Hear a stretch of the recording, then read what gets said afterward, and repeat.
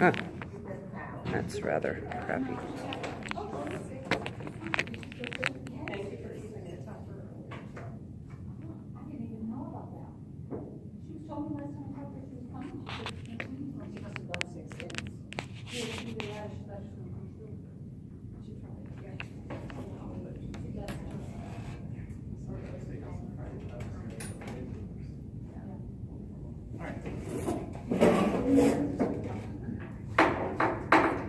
Call to order the meeting of the Board of Trustees of the Founders Academy for March 20th, 2019.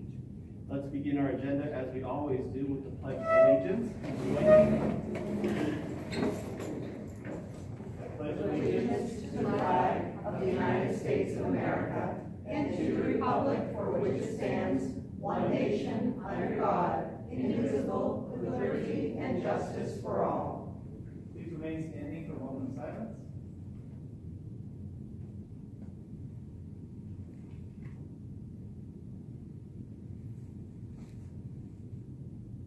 Thank you very much. Please be seated.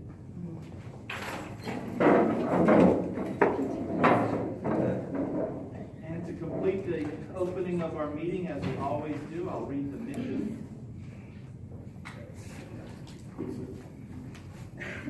The Founders Academy is a public chartered school encompassing grades 6 through 12 that is free and open to all New Hampshire students. The Academy develops leaders who understand and apply the lessons of the past, demonstrate exceptional character, and lead by example. The Academy recognizes the importance of balance in the development of the whole person and respects each student's journey. Principal leadership is fostered by means of a curriculum of classical studies that includes analyzing the lives of great men and women of history, mining the rich classical ideals of the Western tradition, and tracing the evolution of the precious and costly idea of liberty.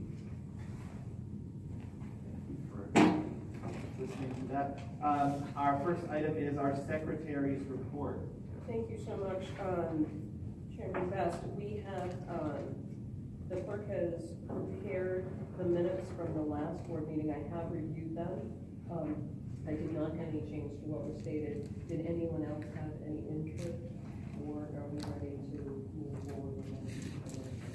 There are no changes. Is there a motion to accept the minutes of February 20th? I'll make a motion to accept. Moved by Christie. Is there a second?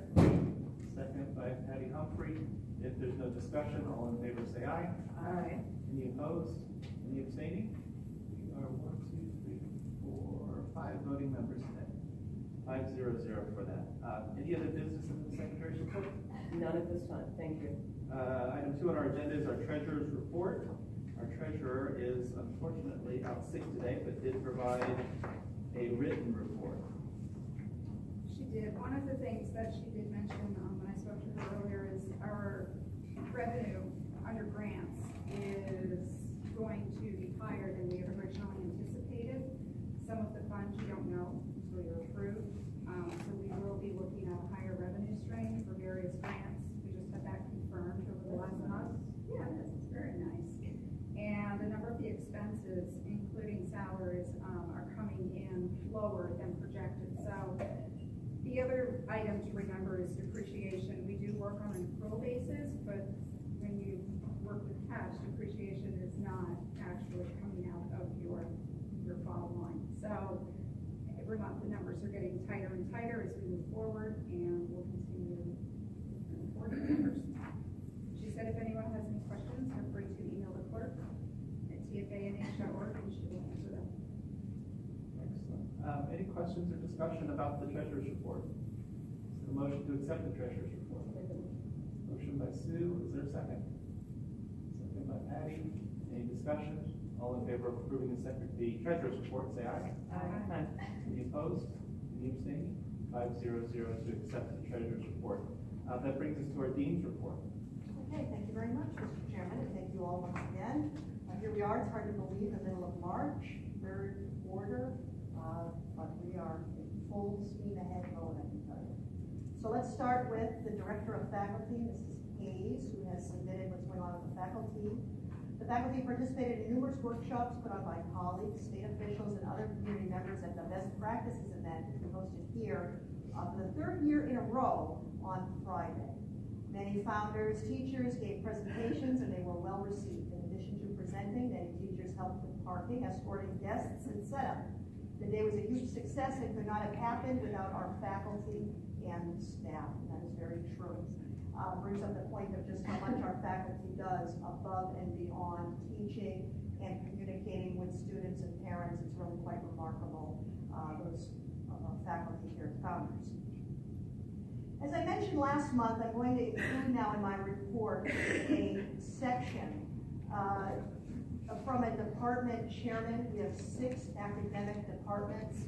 Last month we heard from, let me think for a second here, was it Mrs. Hayes, who was it last month? Ms. Marcotte. Ms. Marcotte, that's right. And now this month it's Mr. Croto of the mathematics department. So he submits the following as the department chair.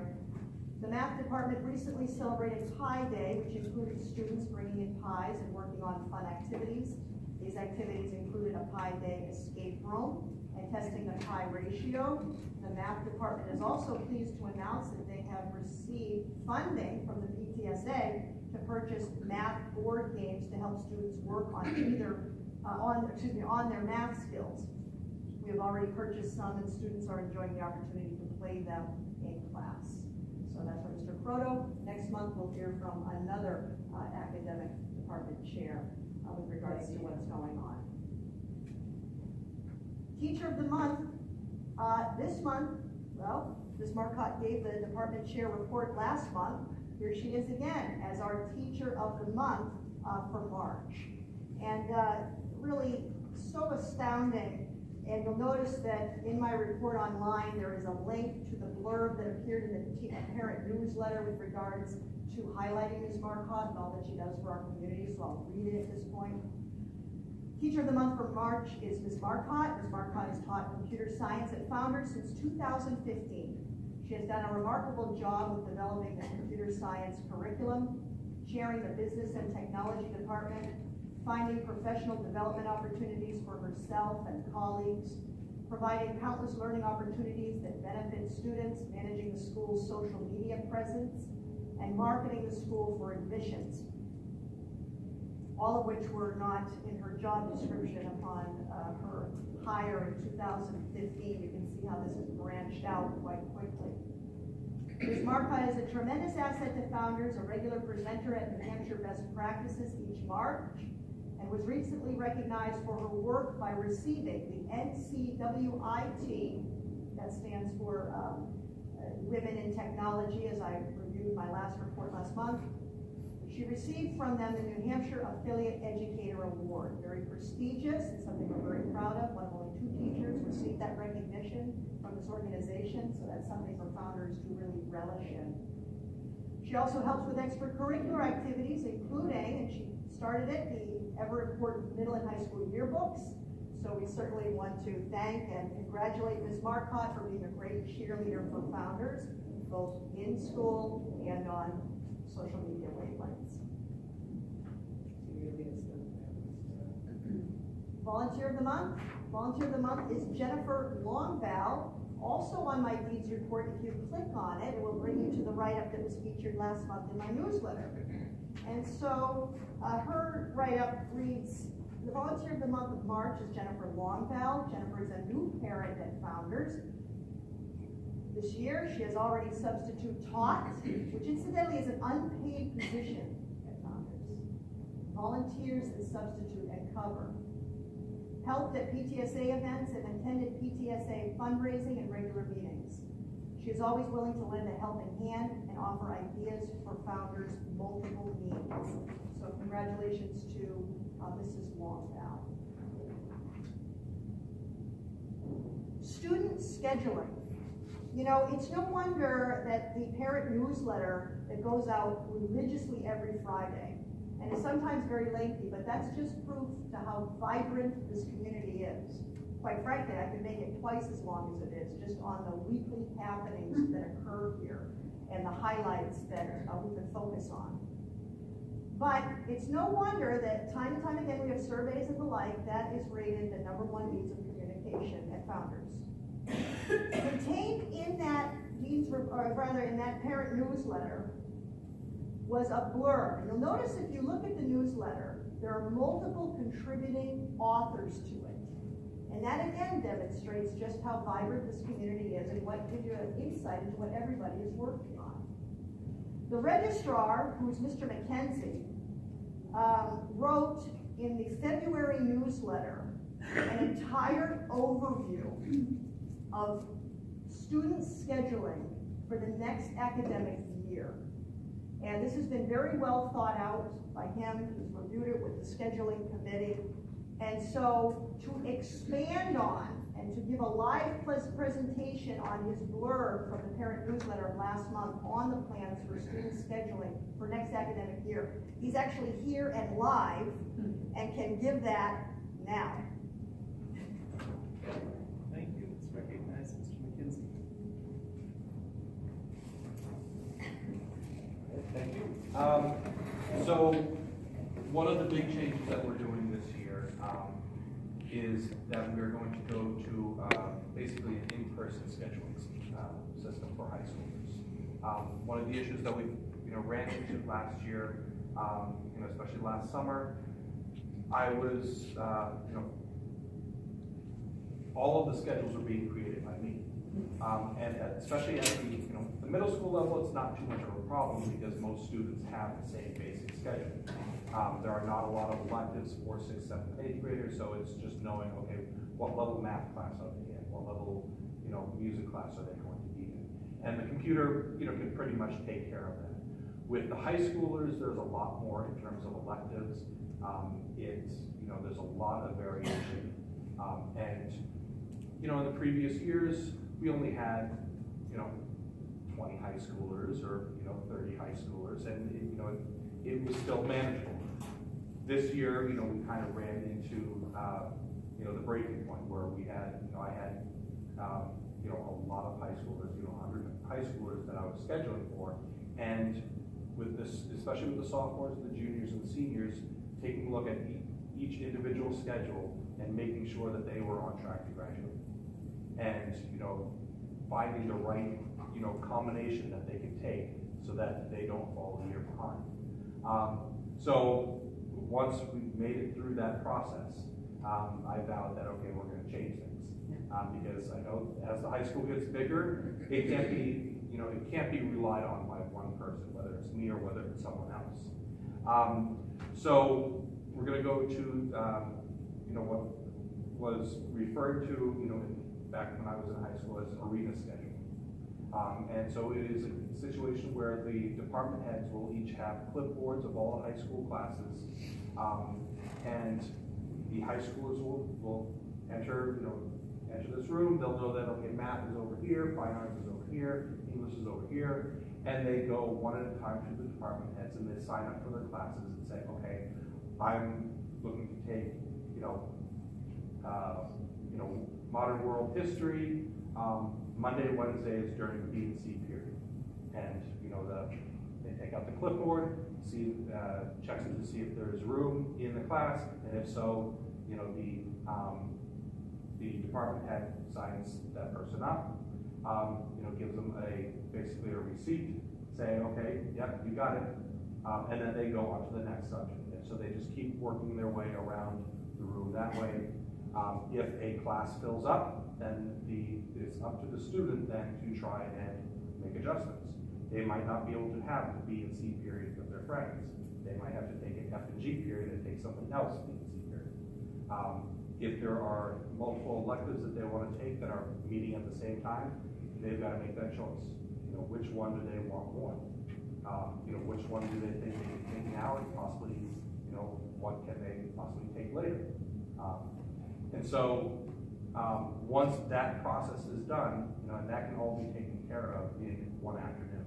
Once that's all done, the department heads give me the clipboards and I have the class rosters, and then I can pretty easily input that into our scheduling software.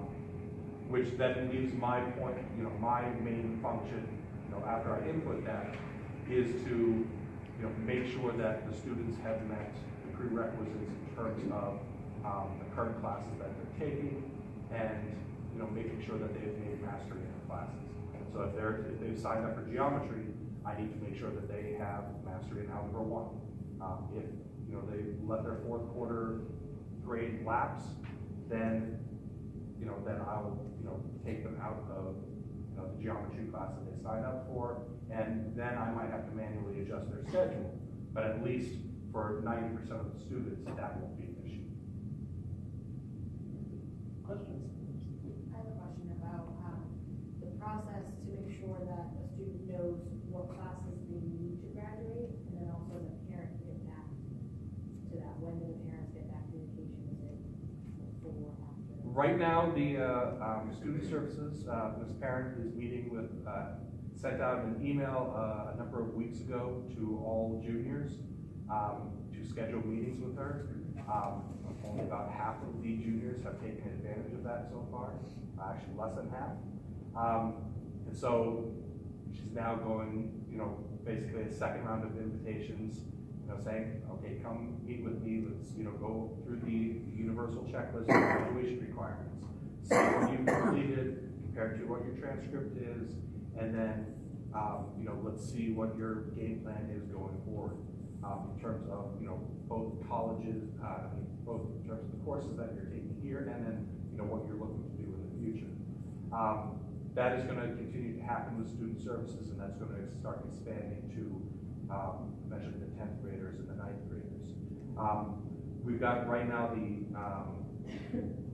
teachers and the department heads are coming up with the proposed possible electives for next year, and so in the next few weeks, there's going to be assemblies for the high schoolers, and they will be presented with the various electives, and kind of like last year, there will be there will be a survey that will go out to find out, gauge student interest in specific classes, and see which ones are viable to be offered.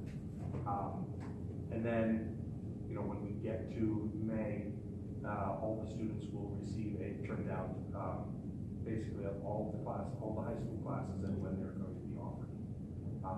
And so then they will meet with the roundtable teachers, they will meet with student services, fill out their own mock schedules.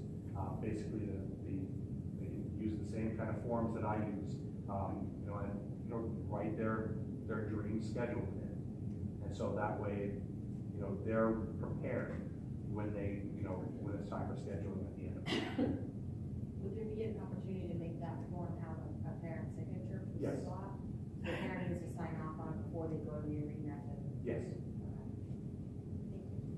Yeah, there will be a sign off on for both parents and for both also their guidance counselor, so that we know that they did not just kind of make this up.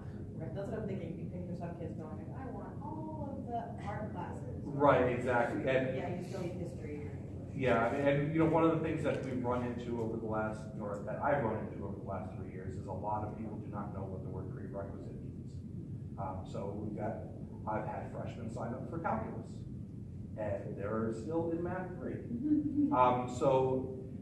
This will be a way for these student services to kind of screen to make sure, okay, yes, you are qualified to take this class, assuming that you passed your current classes, and that there is apparent approval and understanding of what you are taking. Well, and I wanted to say thank you to Kenzie, because he's going to come to the PTSA meeting in April, and so any parent that wants to come and ask questions, that wants to listen to the presentation again, and I've got an info that you're coming to that, so we can all kind of talk about it a little bit. For parents that may be concerned about a very quiet, shy child, this is not who may not be ready to come in the door and go stand in a line, is there some sort of a numbering system of the students who are coming in, and they pick the number out of a hat and they can go in and stand in line? Well, I mean, yes, I mean, it will, yeah, it will not be, okay, the department heads are in here, all high schoolers report to the upper calf right now. Because that, that wouldn't be fair in terms of priorities. we'll have it so that there are, allotted times so that, next year's seniors obviously get first priority. Because it would not make sense for, them to have, last years. Because if they have a class that they need to take in order to graduate, they need to take priority. So we, do that. So next year's seniors, so our current 11th graders, then our current 10th graders, and then our current 9th graders. The current 8th graders, so next year's 9th grade, that will still be done by computer because most of that is still, there's not a lot of variation. Most of them are still, satisfying core requirements. And then they'll have room for maybe 1 or 2 electives, and that can be done on a one-by-one basis. Let me follow up a little bit on that, because I think you covered kind of seniors who have to make final choices for their last year versus some people that have more years to project. But I think what your question was really, so my college did the exact same kind of arena registration, and it's a mad rush. Yeah. And everybody rushes in to try to get to the electives before that class fills up, and obviously we're a smaller population than the university, but some students are more equipped for a mad rush than others. Right. And how do you make sure that still plays fair for someone who isn't going to, rush over to the table or talk the loudest or get to the front line or whatever? Well, I think, we have, the fact that we are such a small school is that there, if we would have all of the juniors in here, there wouldn't be really a mad rush to begin with, because there's only 30 of them. So, we would probably break it up and so that half of the juniors go in, and then 10 minutes later, the other half of the juniors go in. And there's really no, we have not run into the situation at the high school, especially the upper high school level, the senior level, the junior level, and even, most of the time the sophomore level, in which a class is filled up. Okay, that's the key. It is. If you're going in waves, then That the is- last wave doesn't have any choices left. Right, because there are enough electives that it tends to spread out the students.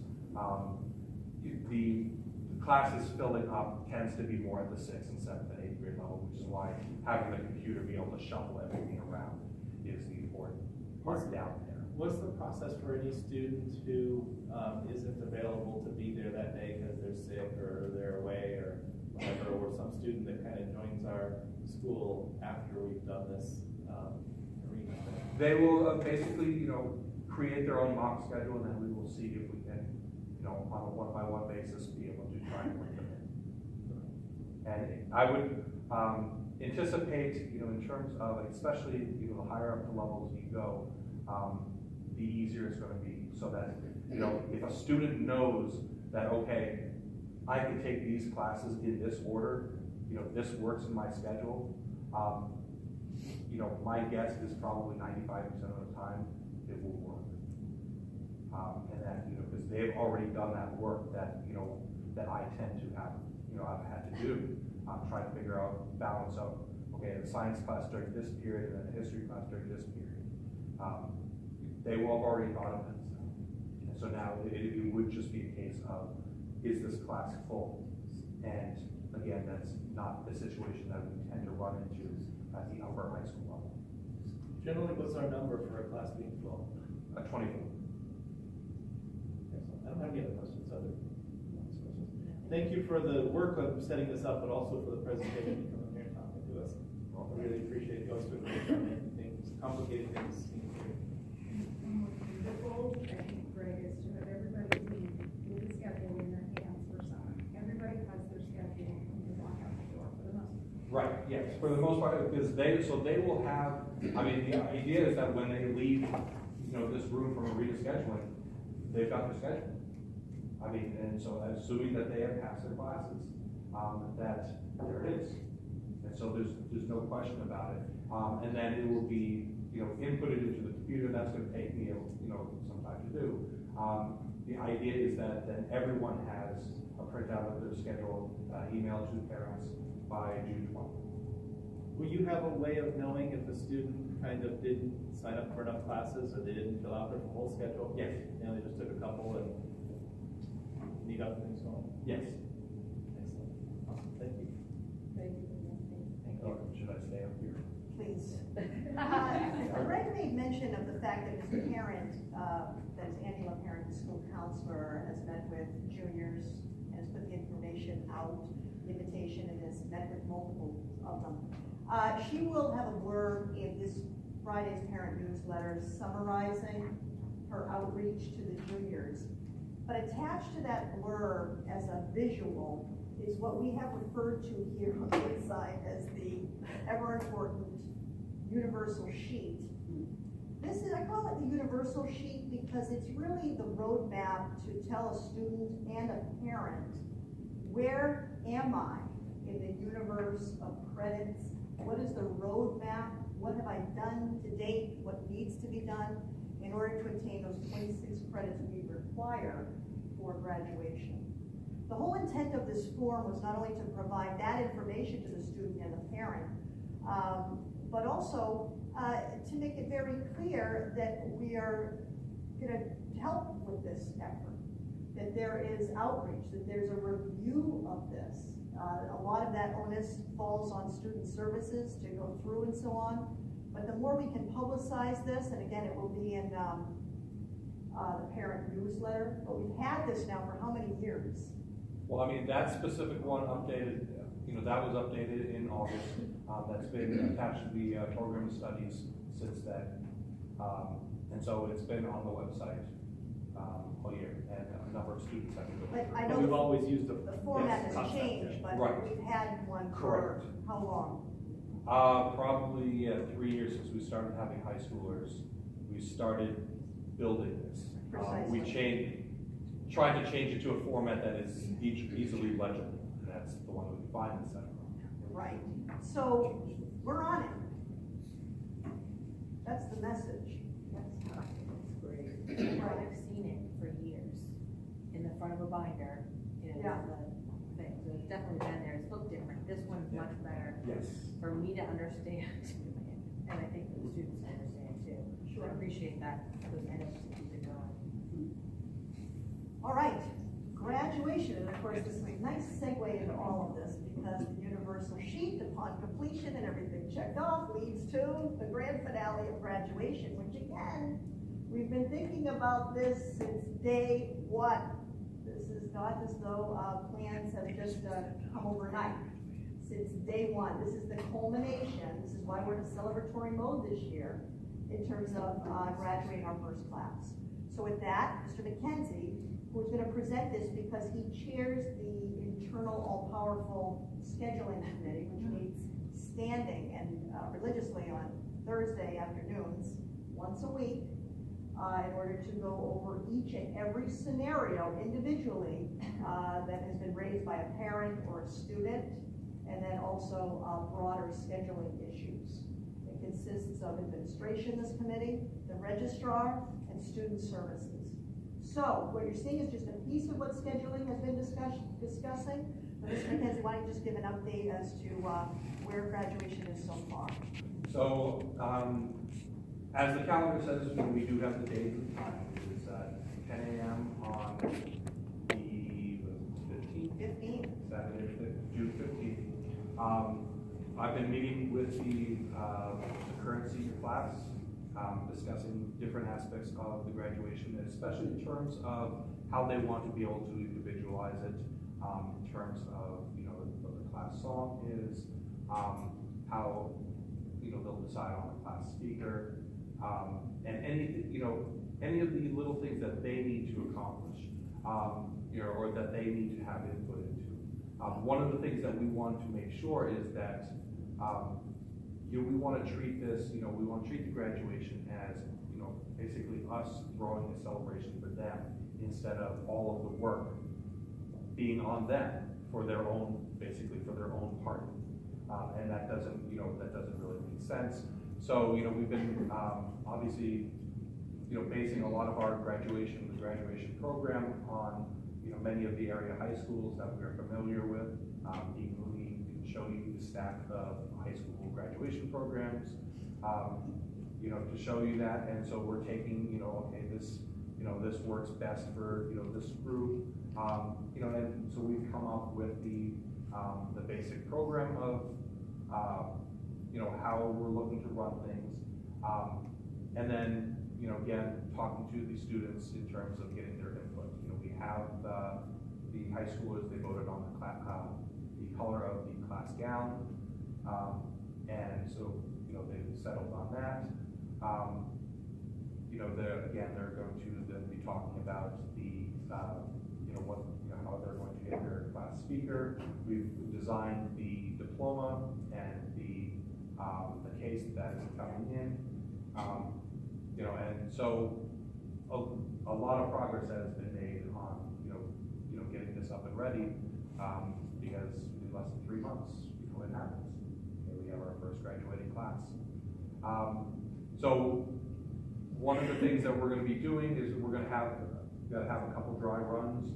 So in April, we're going to have, during roundtable, the seniors, they're going to, basically go through a very quick walkthrough, make sure that we, know in terms of the logistics, what we have kind of in our head, make sure that that works in terms of, the space that we have available.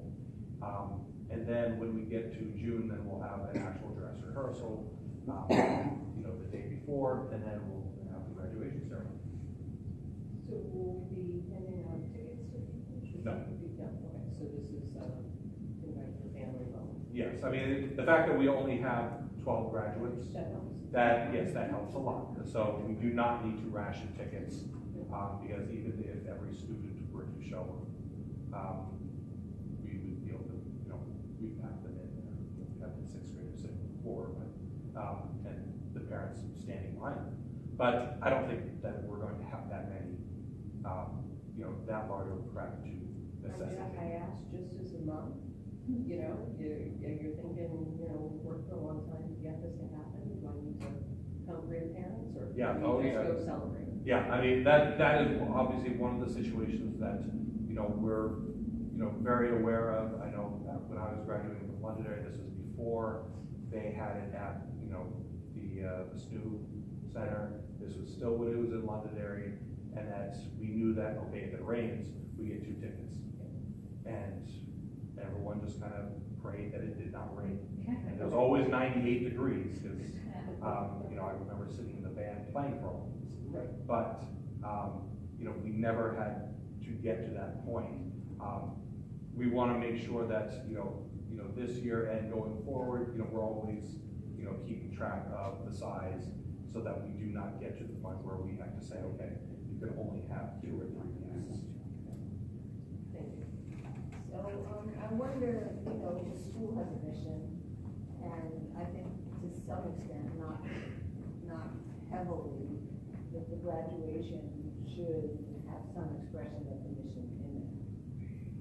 So, I don't know exactly what form that would take, but, that someone talk about how the mission has affected them,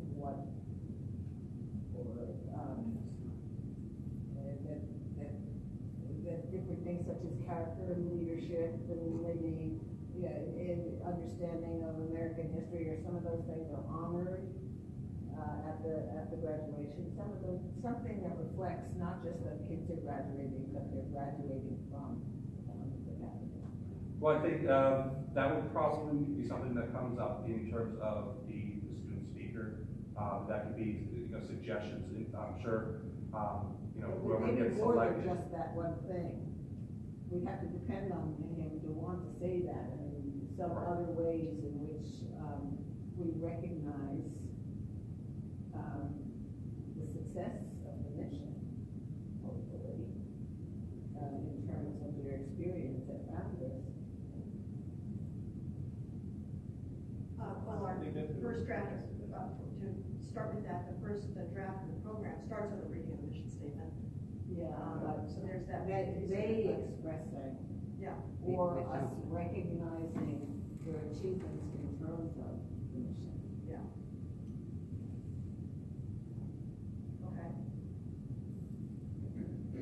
Sit back and digest it a little bit and see how it comes out. I think it's their I think that's a great comment. I have 2 comments. One is a little bit related to the graduation, and then one a little bit more so. One that's a little bit is following our February meeting where our attention was drawn to the bulletin board down the hallway where all of the colleges and armed services are listed for where our high school graduates are going to go. I made a special point to go take a look at it, and I was very proud to see all the things that were listed there and the achievements of our students. And I'm going to take another chance to look at it again today to see if there's any new additions to it. But what a great idea to be able to post that for everybody and celebrate that with them. The one that's a little bit more closely tied to the graduation plan as a part of your work, you probably didn't even know, but the design of the diploma did filter its way at least past my desk and probably others. And there I saw that it's got an opportunity for me to actually sign diplomas. And in life I've signed a lot of important things, but I can't think of anything that's more important than signing diplomas for kids for the first graduating class of a school like this. And I'm just going to be so proud to be able to have that honor on behalf of the students. And I can't tell you how important it is to be able to do that. Other than that, other comments or questions about graduation? Thank you so much for this presentation. Okay, at this point in my dean's report, actually, Mr. Mackenzie, I'm going to request that you have a vote that we move agenda item 7B, that is the academic calendar, to the middle of my dean's report before I continue any further. And if I'm so allowed, I'd like to speak to the motion, even though I may not make it or vote on it. Would someone please make the motion that Dean Looney has suggested to move the academic calendar item 7B to be addressed at this time? Moved by Patty, seconded?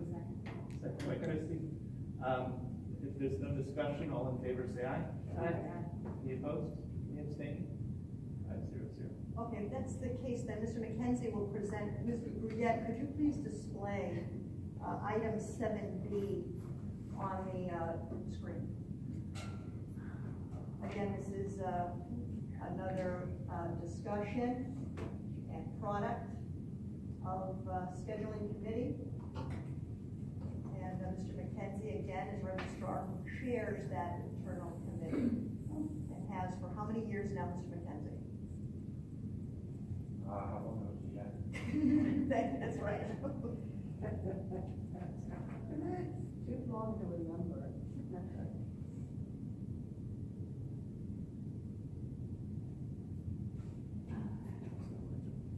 Okay, so here is the proposed calendar for next year. It is the same number of days and hours that we have this year. So we just basically use those same numbers and plug them in. Obviously, some of the days off are self-explanatory. We've got February vacation, April vacation, break, Thanksgiving week. We've got the testing days confirmed with the College Board's website when the fall testing day is. That will be on October 30th. The New Hampshire State SAT testing day is on Wednesday, March 25th. And then we've got the 3rd and the 17th blocked out for our other two SAS testing dates and other, for the 8th and 9th grade SATs. We've avoided, made, a certain point to avoid having any of the testing days on, days like Good Friday. Good Friday next year is on April 10th. Okay, so that's why usually we have our testing days, back-to-back weeks. Okay, we split them up to make sure that that doesn't run into a conflict. The state of New Hampshire requires us to have 990 hours. We've got 1,069. They also have us include 60 snow hours, which if you look at many of the school districts, you'll see 10 extra days laid at the end for the snow makeup days. We do not do those. We work those into our regular calendars, which means that if we get to the point where we do not use all 10 snow days, like unfortunately looks like we're going to have this year, snow, that we use those extra hours for teaching. And so, we've got all of that worked in, and that 1,069 hours does not include our testing days. Okay, so those days that are in blue. So, we kept it, we're going above and beyond, what the state expects of us. Thank you for the presentation on that. Questions or comments? Yeah. Having an issue just reading it, I think, just me, but Color is better. better. So what is the scheduled last day? The fifth? The fifth, yes. So the asterisk is on 2, 3, and 4, what is that indicating? Those are early release days. Typically, the last day of the school year, we have the end of the year assembly. Yeah, so it's our finals, and then on that Friday, we tend not to release early. We have a school-wide lunch, end of the year award ceremony, and then we release at 3:10 minutes our normal time. And so you can also see that in January, January 21st through 24th is midterm week. We did the same thing. We have the asterisks on all 4 of those days, and it lines up. In most cases, I try and line it up with having that Monday off on the 13-day weekend, and so that leaves a 4-day week anyway, so we go right into exams. Thank you for the explanation of the early release days. Can that be added to the key or whatever? So if this is distributed to someone on paper that they've Yes, actually it is. Underneath the 150 normal days, it says 7 partial days. right, but it doesn't tell you what asterisks are. Those are the dates that have the asterisks. Right, he's No, just no, saying, no. add the asterisk, Okay. just as a math. Explain what an asterisk means on Okay. the map. And then on each of the month, there's a total in the corner of the number of days in that Yes. month, and it also uses an asterisk there. too. Awesome. Perfect. Unfortunately, there's only so many symbols. No, I get it. It helps when someone's going to be handed it. They've got to kind of read it to figure out what it means without being able to ask questions. Thank you for that. Other comments or questions? So at this point, a motion would be made to either accept or reject it. What's the will of the board with respect to the academic calendar? I would accept it. Motion by Patty to accept the academic calendar as presented. Is there a second? Second by Sue. Any discussion? If there's no discussion, No, I appreciate that it is concise, it is straightforward, and it's well laid out, and we're all having fun with details, and we'll know what it looks like for next year, so thank you for that. Graduation is 6:13, I gotta start the countdown. Oh, I'm not ready. I'm not ready. yes, I see that. the tears will flow, I'm sure. I guess so. Any further discussion? Okay. All in favor of approving the academic calendar, say aye. Aye. Any opposed? Any abstaining? 5-0-0 to do that. Thank you for that work. And with that, let's have the lights up a little bit and then return to the remainder of the meeting report. Okay, thank you. Item 7, theater and concerts. So the high school, a very active time of year for both here at the school. The High School Drama Club is competing in the NHETG, that's the New Hampshire Educational Theater Guild again this year. They do it annually. Regional Festival, that's this weekend, presenting, and then there were none. Silent Sky. Oh, I'm sorry. Festival, that's okay. Typo in here then. Apologies for that. one they did, which was fantastic, but Silent Sky. All right, there was a mistake there, Silent Sky it is. So we wish them well and hope that they bring home a trophy and a plaque like they have in previous years, which we display right in front for you. Ms. Cormier, I'll let her go expand a little more when it's her turn, but is directing Seussical the Musical for April 5 and 6, that's just around the corner, at 6:30 p.m. here at the school. And then bands 3 and 4, the jazz band, and chorus 3 and 4 had their concert last night. It was absolutely extraordinary. It was very unique in many ways because it brought all these entities together. It was a very long concert, but it didn't feel like it. I mean, it went very quickly and the talent was pretty remarkable. The parent feedback was fantastic, to have these things combined. Many of them got to see both their children, for example, who have one in chorus and one in band. and I'd have a band parent say, well, you know, I never got to see the chorus before, so this was really a great setup. So congratulations to the whole music department. That's Ms. Cormier, Mr. McKenzie, Mr. Tellier, and Ms. Ciccarello. Additionally, as a bonus, the Level 4 Wind Symphony played for the March 7th open house. We had an open house on March 7th. It was quite crowded, and they got the extra added bonus of getting a private concert. It was really amazing on multiple fronts. First of all, to see so many students willing to participate in that after school weeknight.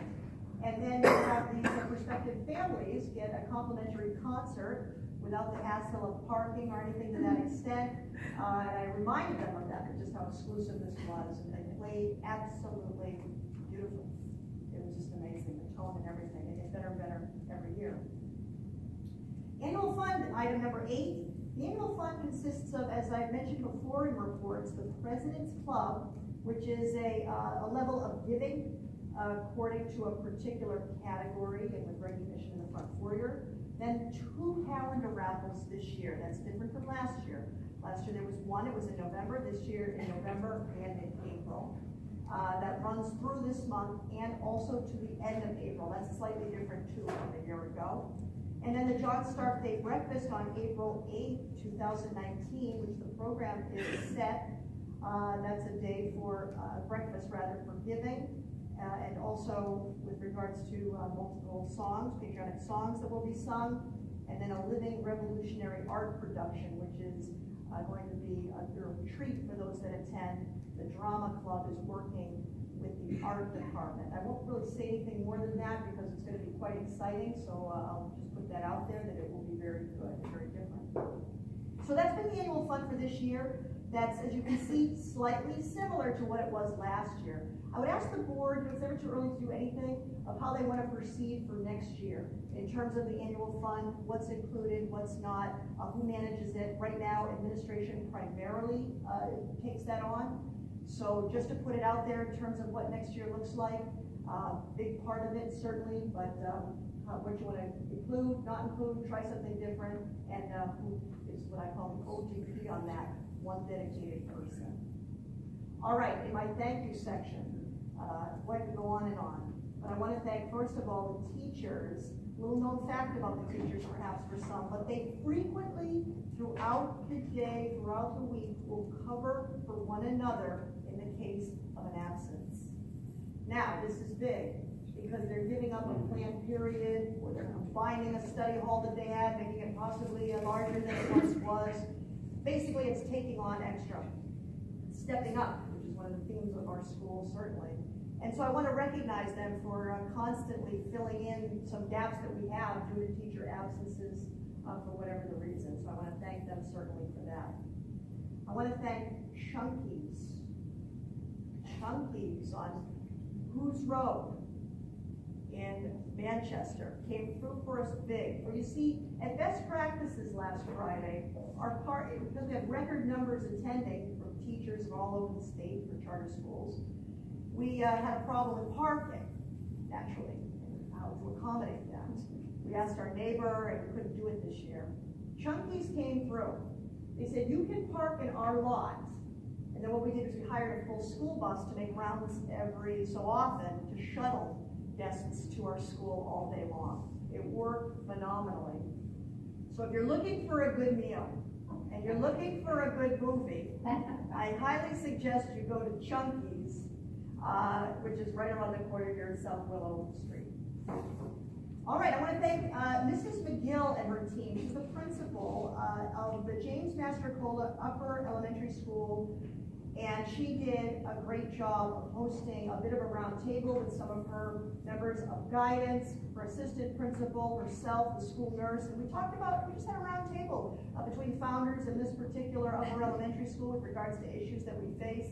And it was phenomenal. I don't think anybody at that round table wanted to leave, quite frankly. It was mentioned numerous times on their behalf, you know, I wish we could do this more often. I wish we could get together and find the time to collaborate, to exchange ideas, to talk about situations that we may share and so on. There's Merrimack. So I want to thank her for hosting that. She did a phenomenal job and it was very informative and we both benefited from it great. And they all mentioned they would like to visit founders. They checked out our website because they too would like to have their names listed among our distinguished desks. I also want to thank Julie Kraft, a consultant for ESL matters. That's English as a second language. A true professional, helped us out just recently and did a phenomenal job. I want to thank Ms. Nicole Pius, who is now, as of Monday, March 18th, the long-term substitute for English, covering for Mrs. Brianna Goodrich-Bundy, who recently had a very healthy baby boy. I want to thank too Angela Parent, Cassie Hayes, Kim LaValle, Megan Murphy, and Mr. McKenzie for stepping up in student services. Our Director of Student Affairs recently has an issue where she can't be in due to break and so forth on her knee. And so with that comes naturally a charter school life, a stepping up and a taking on. So we're covering for her in multiple ways, and we wish her a speedy recovery. Mrs. Hayes, I'd like to thank, who chairs yet another internal committee, but very important. It's funny how some people think I run this place all by myself. My goodness, that couldn't be further from the truth. You know where that comes from. Mrs. Hayes chairs the subcommittee on standardized testing. Very important, very intricate. You need to know not only what tests are coming up, what's the window, who can cover, who can schedule, where's the exam, does the computer work? It's a team effort, like so much of what we do here. Standardized testing, SAS, starts next Wednesday, a week from today, March 27th. I also, at this point, want to thank multiple people I don't even know. Multiple people who will never visit here. And yet, on Donors Choose, they contribute to our projects. This past year alone, $9,158 has been contributed collectively toward individuals, from parents here to people we don't know and so forth, towards funding Donors Choose projects put up by various teachers here at the school. $9,158. There's a poster to that effect out front. We've also added a new addition to the poster out front. Ms. Briette, please. This map has colored in it the states that have contributed to founders on Donors Choose.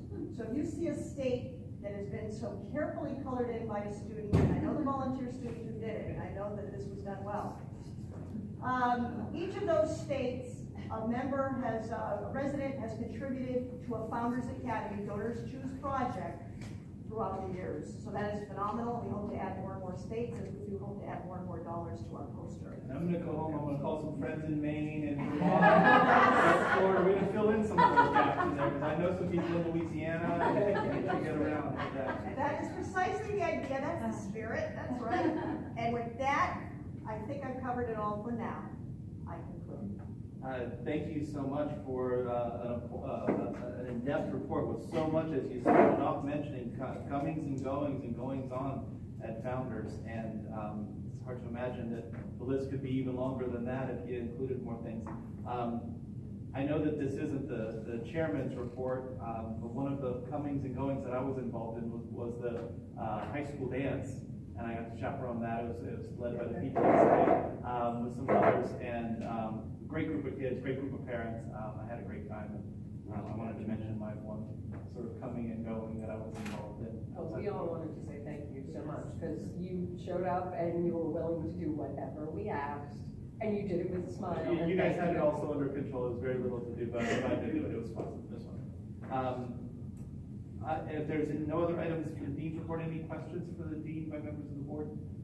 If there are none, let's move on to our faculty representatives report. Jane? We're, of course, in a busy season everywhere, busy as bees here, Founders. I wanted to make a comment about the convention that we had on Friday. I was busy in different functions this weekend. One was a Women's Expo in Manchester. And I had 5 different people, I was helping out at a booth. I had 5 different people from charter schools that came up to me that we were talking, you know. Some of them had t-shirts on for the charter school they were with, a couple I recognized, you know, as they went by the booth. But these people that attended that event, I'm telling you, they were just so excited. And it was kind of shocking. I wasn't there as a Founders person, right? Just there doing my thing, and, these people that attended the founders, the best practices, right, convention, loved it. And there was buzz going on there. I thought that was kind of fun, to see that. So, and certainly when you have that happen, when you're not expecting it, it just comes from out of the blue, I think it's a real testimony that it was a very good program, and I think people really did enjoy it. Certainly being in the hallway talking to folks, everybody seemed to be into it this year, so good job on that. I think everybody did great on that. I did have one thing that I wanted to bring up before the board, which was something that some faculty members have talked to me about. And myself, I think, have some agreement with it. And that is that the devices, the computer devices that faculty members bring to Founders was kind of the topic. And people wanted to know if there was any way that we could perhaps discuss on the board level Founders taking on the ability to give or to have faculty computers here at the school for teachers. I think someone did mention that it might have come up before. I can tell you that for myself, I've supplied, of course, my device the 3 years that I've been here. And, you're bringing it back and forth, and it gets a lot of wear and tear. You're certainly using it an awful lot, space-wise, download what's in the computer.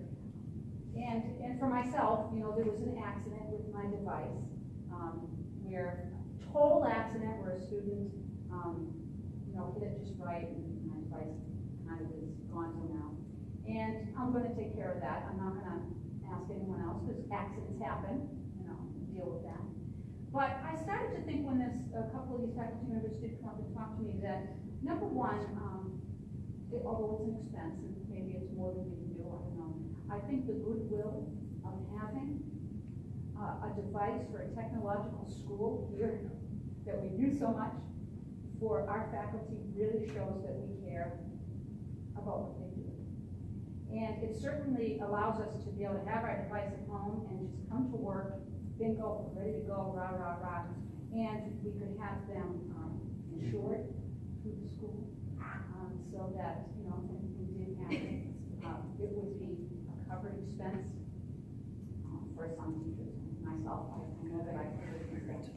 But I do think that there was a good point about that. And I think that this faculty does work above and beyond. We really do. I mean, as a whole, I'm pretty impressed at the level of personal giving that we give as faculty member here.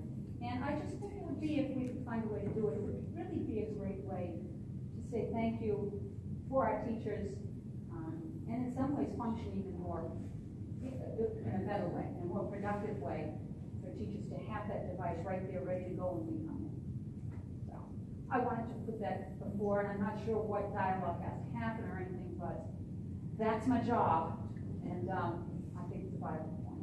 Thank you for the entire report and also for the suggestion. I think that the appropriate way for the board to consider such a suggestion is that it starts with probably the finance committee to figure out what fits in the budget and whether that's something that we can manage. But the finance committee is a subcommittee of the board, and so it's up to the board to make a referral or a request that the finance committee take up that question and explore it some more and figure out some options to report back to the board. I definitely make a motion, if that's what it takes to get the finance committee to take a look at that.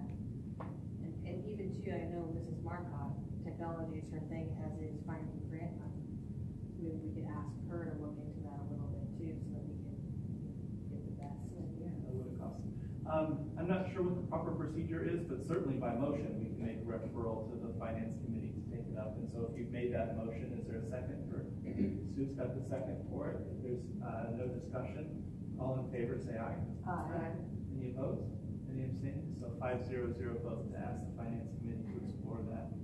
Come back with some more information. Thank you for the report. It's exactly the kind of thing that we want to have an open door for. Other questions for Jane? No? Oh, you're on. Nice and waiting. So,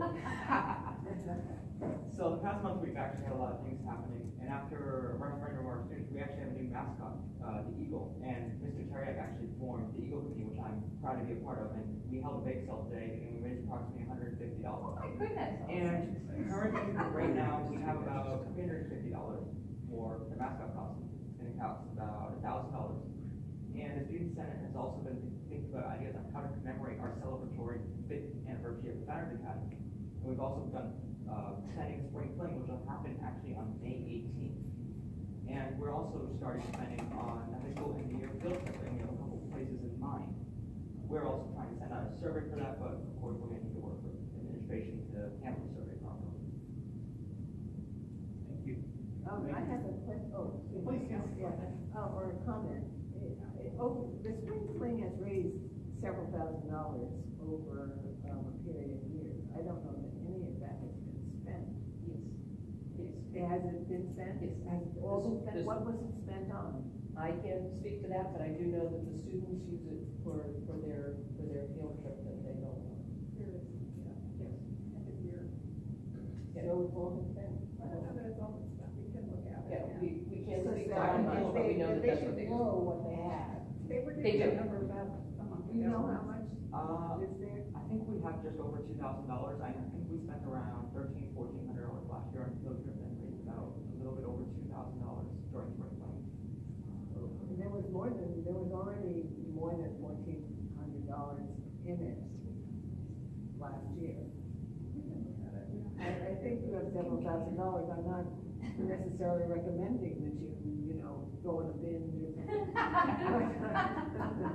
No, I think they were trying to make a very concerted effort, that the students that are raising the money are also reaping the benefits of the money that they're raising. Well, That's it's been raised for the school, I believe, but like the Eagle, you could vote to include some of that money in the whatever it is you're doing in the Eagle. And we actually are. We're actually going to vote on that next week. I think we're going to put in $100 towards the Eagle costume. But, So, but I think you should find out what you have. Yeah, it's a good comment and a good suggestion, so we'll make sure that information gets to them, and then also the information is shared with the board at some future meeting, just so we all know that the loop has been closed on all of those questions. But great suggestion. Other comments or questions for Connie? Thanks for coming. Yeah, Yep, absolutely, great report. yeah. That brings us to item 6 on our agenda, which is board business, and item 6A is our policy IMAH about physical activity. And now you may remember that this policy was also on our February agenda, but we didn't take up action on this policy in February because we wanted to make sure that we got it on our website as we had intended. And in February, that hadn't happened yet. So we deferred action on that until we got here today. And has we confirmed that it's been on our website now, and public's had a chance to take a look at it? Okay, good. With that, is there any other introduction, Dean Mooney, or would you like to offer for this? Or? Did we hear from anybody about this policy? Because as the chair of the policy committee, I did not get any feedback from anybody, but didn't know much or either of you heard. I believe it's been on the agenda for 2 times now. And at one point, there was a discussion with regards to, well, what does it mean? The discussion really being, well, we have to publicize it and so on, but there are really no action items per se. That's what I recall in regards to the discussion. Did the clerk email receive any comments? I think it was a past discussion, is, what's the point of a policy that's largely aspirational and encouraging but doesn't have any compulsory action items to it? I think Matt was kind of leading the thought process on that. And although I don't necessarily disagree with the idea that it's an odd way to develop a policy, I think the answer that we were given to this is that this is one of those policies that we must have. In one variety or another, obviously we can shape language in it, but we're required to have a daily physical activity policy. So even though it's aspirational, it's one of those things that's necessary for us to have. So, Can I can we move discussion that we, with the I'd just like to move that we vote on it. Okay. Patty Get it over with. moves to adopt policy IMAH as presented. Is Is there a second? Second. Second by Sue. Any discussion? If there's no discussion, all in favor say aye. Aye. Any opposed? Any abstaining? 500 to adopt that policy. Item 6B is a personnel committee update. And I don't know if that personnel committee update is something that I'm in charge of, if there's other information that could be brought forward.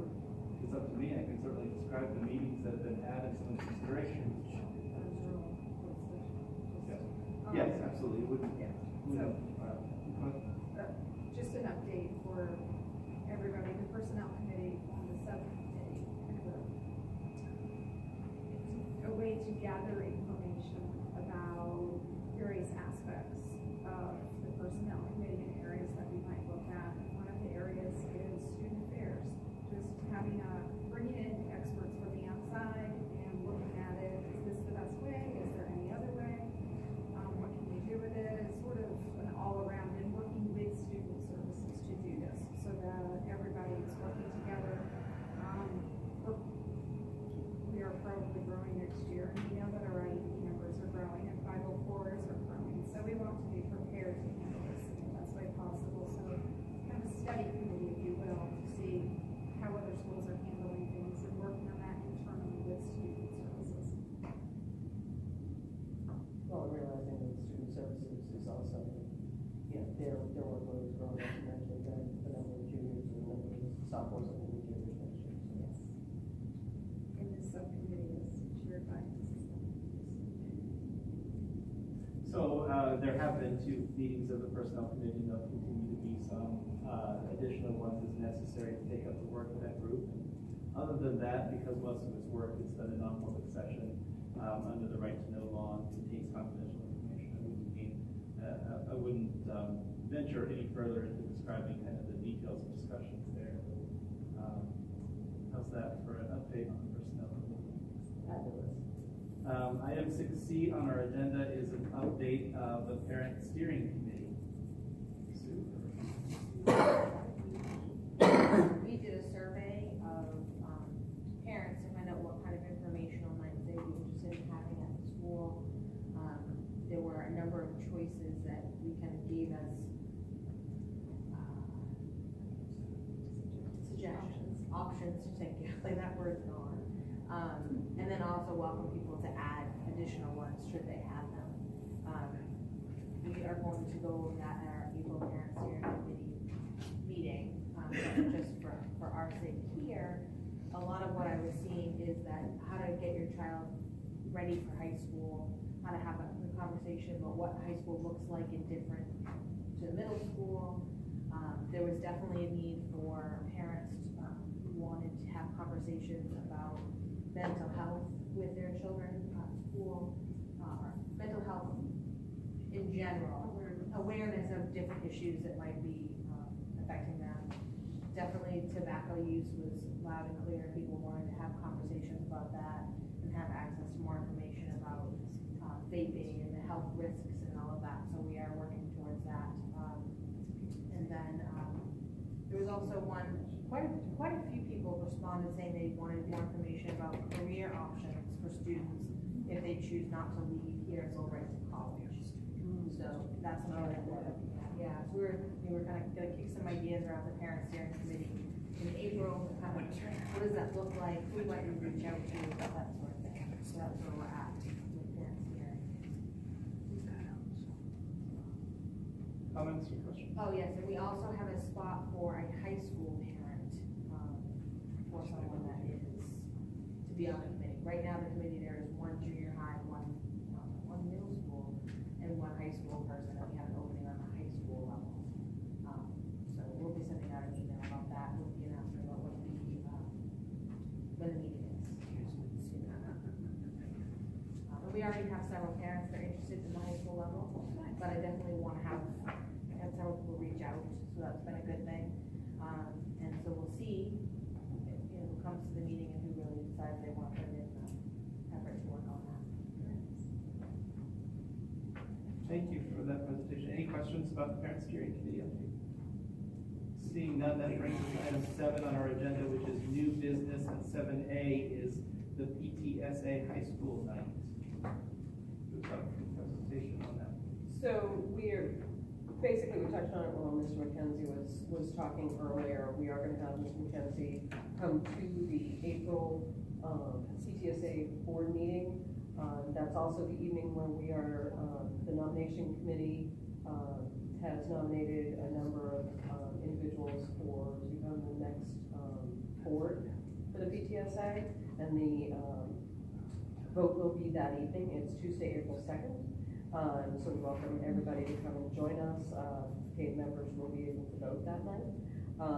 We have, Ms. McKenzie will come and talk. We have the vote. We have some business that we have to get through very quickly, just around our big evening on May 31st for the summer send-off. We have some housekeeping stuff we gotta do. But that is PTSA high school. So my understanding is this is really valuable for the 8th to 9th grade, which has been a request in the surveys. What is high school? What does that look like? Talking about not just the scheduling, but high school in general, courses, credits, and everything. And so that conversation's happening on May 31st or April 2nd. April 2nd, at the meeting on April 2nd. That's it. Any other discussion about item 7A, the PTSA high school night? We have already addressed item 7B, which is the academic calendar. And so that concludes new business. That brings us to item 8 on our agenda, which is public comments. Do we have a signing for the board? So nobody has signed up for public comments. And so we will move on our agenda to item 9, which is a non-public session. We do have some business to discuss that results from advice from legal counsel, and if it's the will of the board to enter non-public session, the correct citation within the right to know law is RSA 91A 3, Roman numeral 2L. Is it the will of the board to enter non-public session pursuant to that section 8? Yes, I'll make that motion. I'll second it. Motion and a second to enter non-public session for the purposes of discussing legal advice under 91A32L. Yeah, let's invite Greg and Cassie to join us, and Maureen to join us in non-public I think Mr. session. McKenzie's left. Oh, no, he's right there. Oh, he did, he's back. I know, he's got a late night ahead of him. Okay. Okay, so all in favor of entering non-public session, say aye. Aye. Any opposed? Any abstaining? 5-0-0 to enter non-public session. So let's take a pause while we hear the room. Thank you.